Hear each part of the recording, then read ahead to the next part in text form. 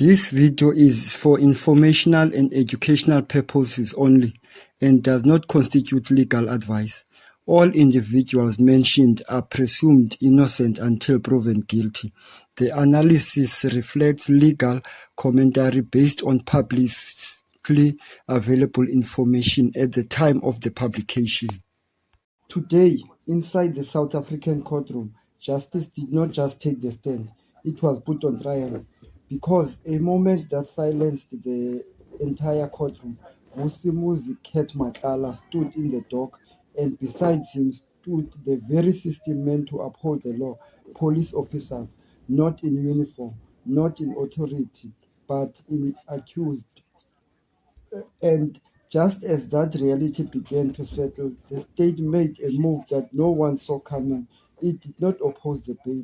Moments later, the accused walked out of court, not cleared, not free, but no longer behind bars. And that single moment, the case stopped being just about corruption. It became about trust. The courtroom itself was quiet, but it was not an ordinary silence. It was the kind of silence that comes when everyone present understands that the case before them is bigger than the individual involved. There were no dramatic outbursts or heated exchange, only controlled procedure. Yet, beneath that calm, there was tension. All accused stood together, formally linked to the same allegation. There was no coincidence. This was a structure. The state is clearly presenting this as a silent, single connected case, one built on coordination rather than isolated action.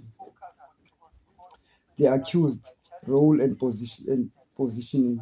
At the center of the matter is Vusimuzi Matlala, positioned by the state as a primary beneficiary of the SAPS tender, now under investigation. His alleged role is not procedural but outcome-based. He is not accused of managing the external processes but of benefiting from the results of those processes. That distinction is critical because the case against him will depend on whether the state can prove that the outcome was unlawful and that he was aware of how it was achieved. Alongside him are senior subs officers whose role were embedded with the procurement system itself. These officers were alleged to have participated in a key stage of the tender processes, including evaluating bids, making the recommendations, and approving the final award.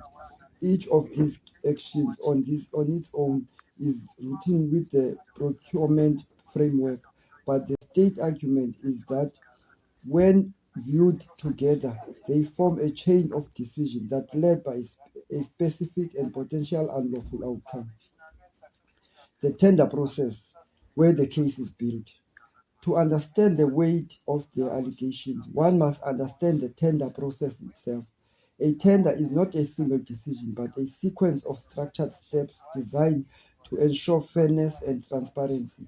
Bids are submitted, evaluated, scored, and recommended before final approval is granted. Each stage acts as a safeguard intent to prevent manipulation. However, the state case suggests that these safeguards may not have been functioning as intended. Instead of acting as independent checks, they may have operated in alignment, guiding the process toward the predetermined outcome. The bail proceedings, the turning point. The turning point of the today's proceedings came when the issue of bail was raised. In the case involving significant financial implications, multiple accused, and potential institutional compromises, the exception is usually that the state will oppose bail, but that is not what happened. The prosecution informed the court that bail would not be opposed at this stage. There were no extended arguments, no attempt to justify detention, just a clear and deliberate decision. The court then proceeded to grant bail under strict conditions. Passports were surrendered, travels were restricted, and the accused were warned against interfering with the witness. They were also required to report to the police station at set intervals. Individual bail amounts were set, reflecting a seriousness of the matter while still allowing release. Legal analysis. While bail was not opposed, this decision is not this the decision not to oppose bail is one of the most strategic aspects of the case so far. Opposing bail would have required the state to reveal elements of his case early, including evidence and potential risk. By stepping back, the state avoids premature disclosure and preserves the strength of its position for trial. It shifts the battleground from pre-trial detention to evidential proof. In, in essence, the state is signaling that it does not need to rely on a custody to secure the conviction. It intends to rely on the strength of the case. The defense strategy, breaking the chain. For the defense, bail provides immediate relief but also introduces new pressure. The accused are no longer in custody, but they remain under strict judicial oversight. This movement has restricted their conduct, monitored, and any violation of bail conditions could result in serious consequences. This gives the defense time to prepare, but also removes any urgency argument related to detention. The defense is likely to focus on breaking the state's narrative of coordination. Their strategy will be separate each accused from the other, arguing that the decisions were made independently and within the framework standard procedure. They may concede that the irregular occurred, but argue that these do not amount to criminal conduct. Most importantly, they will challenge the element of intent. Prosecution strategy, building a document-driven case. On the other side, the prosecution is expected to build a case grounded in documentation. This will not be witness-driven trial filled with dramatic testimony. Instead, it will rely on records, tender documents, evaluation records, approval signature, communication trails, and financial links. The state will attempt to reconstruct the entire process step by step, showing how each decision contributed to the final outcome.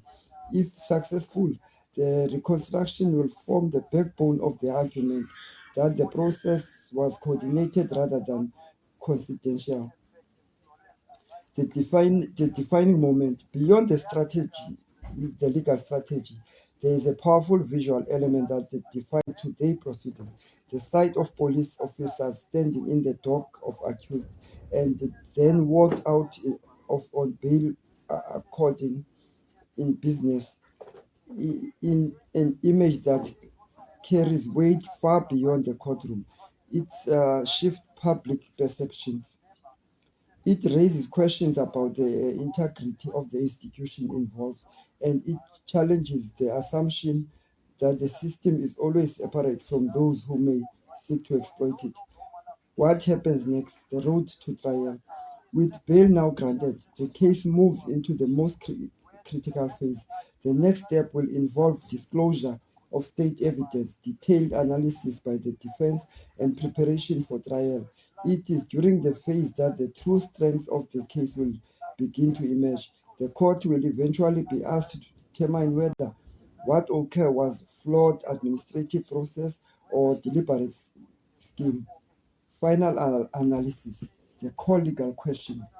Ultimately, this case will come down to the single question: can the state prove coordination and intent, or will the defense succeed in breaking the chain and presenting the action as independent and non criminal?